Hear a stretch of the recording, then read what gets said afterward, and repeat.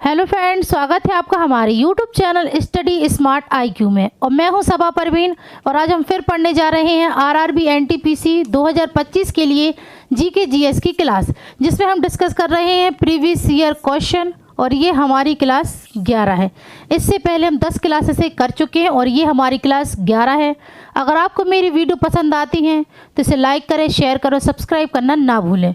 तो चलिए स्टार्ट करते हैं आज का हमारा फर्स्ट क्वेश्चन। फर्स्ट क्वेश्चन है, बर्दबान का राजा कौन था जब स्थायी बंदोबस्त लागू किया गया था। तो यहाँ पे पूछा है बर्दबान का राजा कौन था जब स्थायी बंदोबस्त लागू किया गया था। तो सबसे पहले हम बात करेंगे स्थायी बंदोबस्त यह कब लागू की गई थी। ठीक है, तो यह लागू की गई थी 22 मार्च 1793 में। ठीक है ना, ये कब लागू की गई थी? 22 मार्च 1793 में। और किसने लागू की थी? तो यह की थी बंगाल के गवर्नर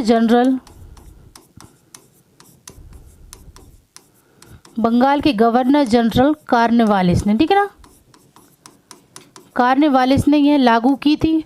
और स्थायी बंदोबस्त को और किन नामों से जानते थे? तो इसको जानते थे हम जमींदारी व्यवस्था और इस्तमरारी व्यवस्था। ठीक है, स्थायी बंदोबस्त को जमींदारी व्यवस्था और इस्तमरारी व्यवस्था के नाम से भी जाना जाता था। और यह बंगाल के बाद कहाँ कहाँ पर लागू हुई थी? तो यह हुई थी बंगाल के बाद बिहार, उड़ीसा, मद्रास, वाराणसी में। ठीक है, यह बंगाल के बाद बिहार, उड़ीसा, मद्रास और वाराणसी में लागू की गई थी स्थायी बंदोबस्त। ठीक है, चलिए नेक्स्ट है, अंतर्राष्ट्रीय नृत्य दिवस कब मनाया जाता है? अंतर्राष्ट्रीय नृत्य दिवस यह कब मनाया जाता है? तो यह मनाया जाता है 29 अप्रैल को। ठीक है, 29 अप्रैल को। नेक्स्ट है, इनमें से कौन पूंजी प्राप्ति का हिस्सा नहीं है? पूंजी प्राप्ति का हिस्सा नहीं है इनमें से। तो इनमें से कौन सा पूंजी प्राप्ति का हिस्सा नहीं है? तो यहाँ पे पहले हम देखें तो ऋण की वसूली, ये तो पूंजी प्राप्ति का हिस्सा है। बी, निवेश भी इसका हिस्सा है। और ऋण लेना भी, ये भी पूंजी प्राप्ति का हिस्सा है। और कर जो है, जो कि ये पूंजी प्राप्ति का हिस्सा नहीं है। तो इसका राइट आंसर होगा ऑप्शन डी, कर। ठीक है, ये पूंजी प्राप्ति का हिस्सा नहीं है। नेक्स्ट है, प्रधानमंत्री जवाहरलाल नेहरू द्वारा औपचारिक रूप से भारत के पहले परमाणु रिएक्टर का उद्घाटन किस वर्ष किया गया था? पहले परमाणु रिएक्टर का उद्घाटन यह किस वर्ष किया गया था? तो यह किया गया था 1957 में। ठीक है, 1957 में किया गया था। और पहला परमाणु रिएक्टर ये कौन सा था? तो ये था अप्सरा। ठीक है, परमाणु रिएक्टर पहला ये अप्सरा था। और ये भारत और एशिया का, ठीक है ना, अप्सरा भारत और एशिया का पहला परमाणु रिएक्टर था। पहला परमाणु रिएक्टर था। ठीक है ना, अप्सरा। फिर ये कहाँ पर बना था? तो ये बना था भाभा परमाणु अनुसंधान। यह बना था भाभा परमाणु अनुसंधान केंद्र के ट्राम्बे परिसर में। ठीक है ना, ट्राम्बे परिसर में ये बना था। चलिए नेक्स्ट है, खिलाफत आंदोलन का नेतृत्व किसने किया? खिलाफत आंदोलन का नेतृत्व यह किसने किया? तो पहले हम बात करेंगे खिलाफत आंदोलन ये चालू कब हुई थी? तो ये हुई थी 1919 में। ठीक है ना, ये 1919 में चालू हुई थी। और इसका नेतृत्व किसने किया था? तो इसका नेतृत्व किया था अली बंधु ने। ठीक है ना, अली बंधु। ये दो भाई थे, तो इनका नाम क्या था? तो इनका नाम था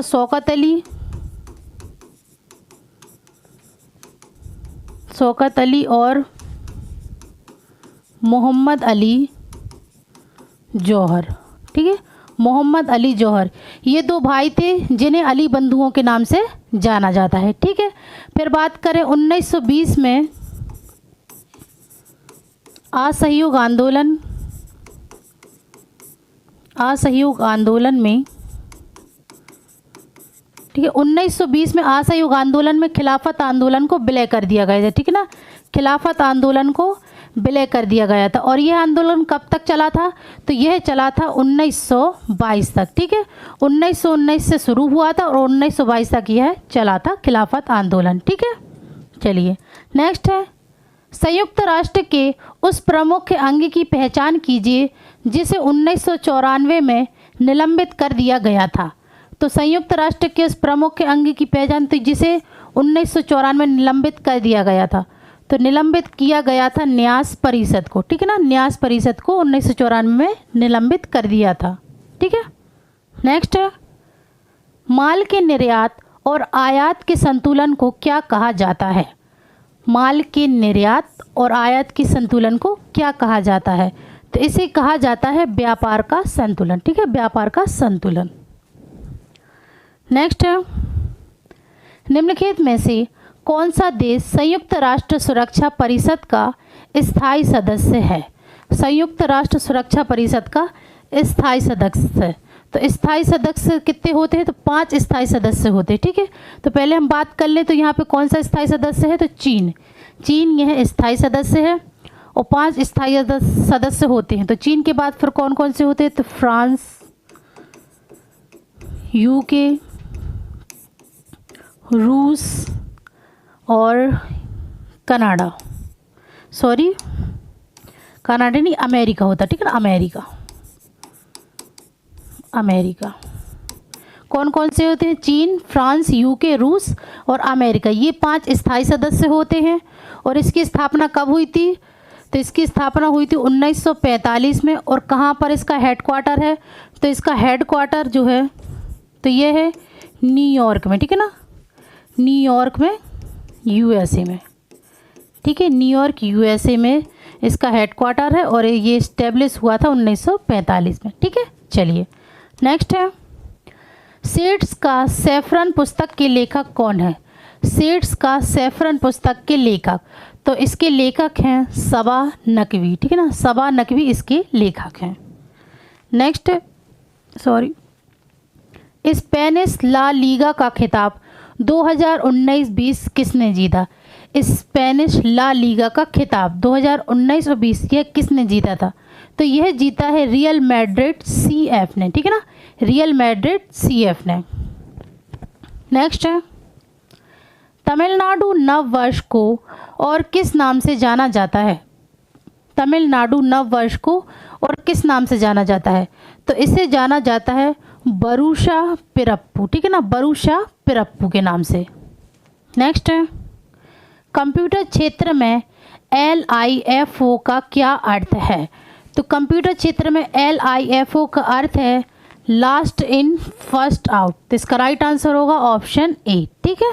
चलिए नेक्स्ट है, पृथक आंध्र के लिए आंदोलन को क्या कहा गया था, तो पृथक आंध्र के लिए आंदोलन को क्या कहा गया था, तो इसे कहा गया था विशालांध्र आंदोलन, ठीक है, विशालांध्र आंदोलन। नेक्स्ट है, पौधों में प्रोटीन और अन्य यौगिकों के संश्लेषण में किस आवश्यक तत्व का उपयोग किया जाता है, तो पौधों में प्रोटीन और अन्य यौगिक संश्लेषण में आवश्यक तत्व का उपयोग किया जाता है, तो यह है नाइट्रोजन, ठीक है ना, नाइट्रोजन का उपयोग किया जाता है। नेक्स्ट है, कुछ जीव कार्बन डाइऑक्साइड और पानी के रूप में अकार्बनिक स्रोतों से प्राप्त साधारण खाद्य सामग्री का उपयोग करते हैं। इन जीवों को किस नाम से जाना जाता है, तो इन जीवों को जाना जाता है स्वपोषी नाम से, ठीक है ना, स्वपोषी नाम से इन्हें जाना जाता है।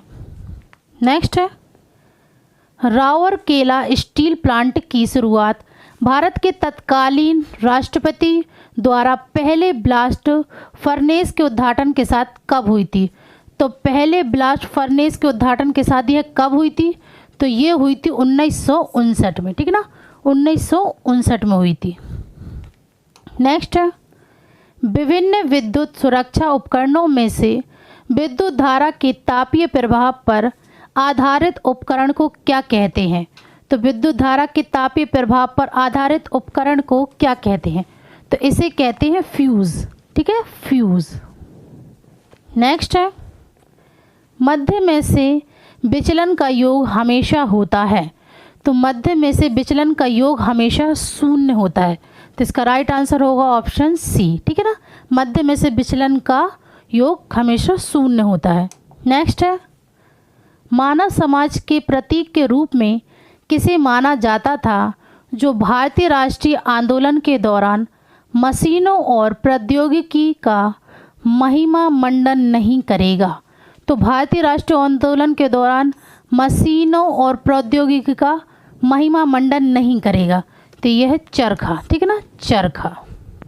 नेक्स्ट है, देना बैंक और विजया बैंक का हाल ही में किस बैंक में विलय हुआ है?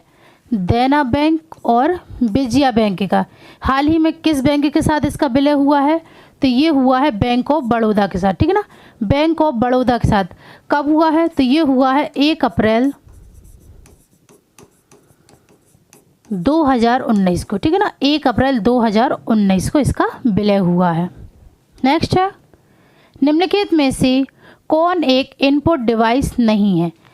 एक इनपुट डिवाइस नहीं है, तो यहाँ पे पहले हम देखें कौन कौन से इनपुट डिवाइस हैं।